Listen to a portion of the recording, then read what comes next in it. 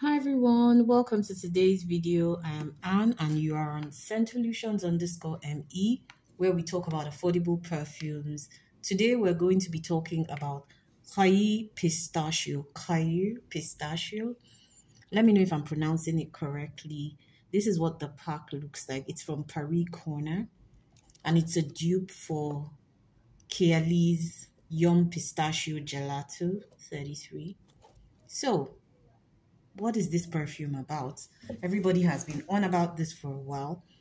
I wanted to give it time to macerate and also for me to understand really how this works with my skin. So let's get into my thoughts. In terms of notes, this has pistachio, gelato, bergamot, hazelnut, sweet rum, and cardamom. It's got lily of the valley, pear, jasmine, peony, geranium, raspberry, peach. At the base, it's got whipped cream, marshmallow, cotton candy, tonka bean. It's got lucon, sandalwood, cacao, and cedar. So many notes, guys. It's a very complex fragrance. I'm going to start by saying that.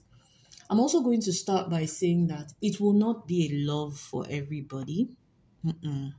It's not an easy fragrance to love. It's one that you really just need to strip yourself of all your preconceived notions when it comes to creamy, marshmallowy, sweet ice cream type of fragrances. Because if you have in your head the traditional expectation of what those fragrances would smell like, you'd go into this and you get disappointed. This it doesn't smell like the notes. Or it does in some aspects, but not all. I want to spray it just so that I remind myself, right, of what it smells like. I like to do that. Right. This starts off very nutty. So you're going to get something that smells somehow like almonds or hazel. Think of any of the nutty perfumes you know. You're going to get that nutty smell from it, coming from obviously the hazelnut, I believe, and the pistachios. Now, this starts off also with something slightly green. And I say slightly green because it reminds me of the leaves of a tree. So, like if you grated the leaves of a tree, the scent that the leaves would give off is what I feel is somewhere just playing within this fragrance, to be honest. So I get that herbaceousness in the opening with that nutty scent. I also get a little booziness, and I think that has developed as this perfume has stayed longer in my collection. I feel like I definitely understand the rum note, that sweet rum note. I get it. It's there. It's not intense, but it's definitely there. And it adds some complexity to the opening of this fragrance. So essentially for me, the opening of this is a nutty, boozy, very nutty, boozy, herbaceous opening.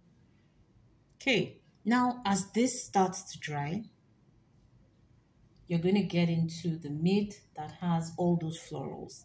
Do I get all the florals? No. I get a freshness in the mid coming from something like a jasmine. So I think the jasmine in the mid is the more prominent note, but then it doesn't render like your typical jasmine white floral in perfumes. It comes obviously accompanied by the nutty undertones, that greenness. So it gives it a different twist, but it adds a certain elegance and freshness to the middle of this perfume. So you will get that jasmine note most definitely, and you will get it in addition to all the other notes I mentioned earlier. As this starts to dry, the booziness sort of fades out, and then you start to get that creamy base. So in the base, you're going to get a creamy, nutty vanilla. Yes. I had to go and smell an actual pistachio ice cream just to see if there was any similarity. Unfortunately, I don't know if it's where I live, but the pistachio ice cream didn't, it literally, so let me tell you something. It, you know, when you smell something, or rather, you smell something and you can relate it to a taste as opposed to a smell. I don't know if anybody is following that thought pattern, but there are things that I've smelled that I could not necessarily relate to another smell, but I could relate it to a taste. That is what I get with this when it starts to dry. I can relate the smell in the dry down to the taste of pistachio ice cream. I don't know how to explain that, but that's just what it is. So yes, there's pistachio ice cream, but that's more at the base. At the top, you're not going to get it in that creamy, lactonic ice cream way. No, it's going to come more as nuts. It's going to come more as raw nuts. But in the base, you're going to get it in a creamy form. You know, at this point, obviously, it's coming with all that marshmallow, vanilla, everything. Everything is coming in one accord as a creamy, nutty note that has loads of vanilla and, you know, some sweetness to it. There's a freshness that remains throughout this fragrance that allows it to be one that you can actually wear in warm weather, but I mean, albeit fewer sprays, but the freshness in here allows it to perform in any kind of weather, I believe. Yes. So yeah, that dry down is your creamy vanilla, creamy nutty vanilla.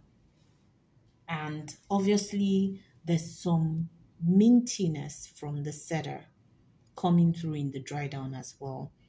So in addition to that creamy vanilla, you're going to get a woodiness, and that woodiness interprets as something minty coming from the cedar wood.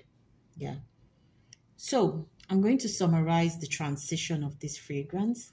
Starts off really nutty, herbaceous, you know, a little bit boozy, if you ask me. It goes into a slightly fresh floral mid, still backed up by the undertones of nuttiness and herbaceousness. Then it delves into a creamy, lactonic, slightly sweet, nutty base that will remind you really of pistachio ice cream. And then, of course, it's backed by the woodiness, especially the cedar. That is pistachio, that's Khair Pistachio by Paris Corner. This to me leans more feminine than masculine, so I feel like it would appeal more to people who like feminine fragrances. Yeah. It would appeal more to those who like feminine fragrances. Like I said, don't get carried away with all that ice cream marshmallow. The notes look softer than this perfume really is, if that makes any sense.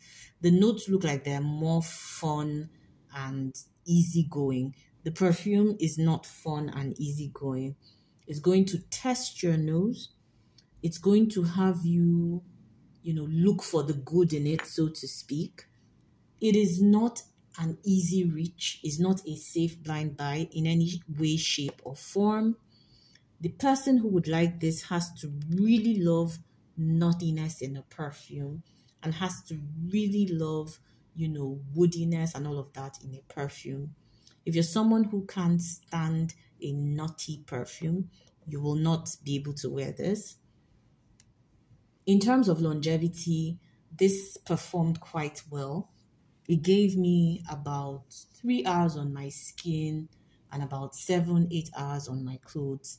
So, and this was like 10 sprays thereabouts. So that's it for Khair Pistachio. I would wear this maybe more in cooler weather, but like I said, there's a freshness in there that I feel will thrive in warm weather as well. So I can kind of see this working in spring actually. I sort of envisage this in a garden brunch type of scenario, especially maybe because of that freshness that it exudes. I feel like it makes it palatable for spring type weather. But then the weather that will really allow this shine is cooler weather where you can really enjoy those deeper facets, the woodiness, the creaminess, that rum note in the opening, all that. You would enjoy all of that better when the weather is cooler. I think that this is good value for money. I'll just say again, it's not a safe blind buy. It's not one that I will readily pick up and wear without thinking about it, a little bit. Like it's not an easy reach, like I said. There you have it. My thoughts on Khair Pistachio by Paris Corner. I'll give this a 7/10 just because it's not an easy reach. It's just not an easy perfume to love, but it's a good quality perfume and it would appeal to people who can appreciate slightly more complex fragrances. Thank you for watching. Let me know what your thoughts are about this perfume. Till we talk on another video, enjoy yourselves. Bye.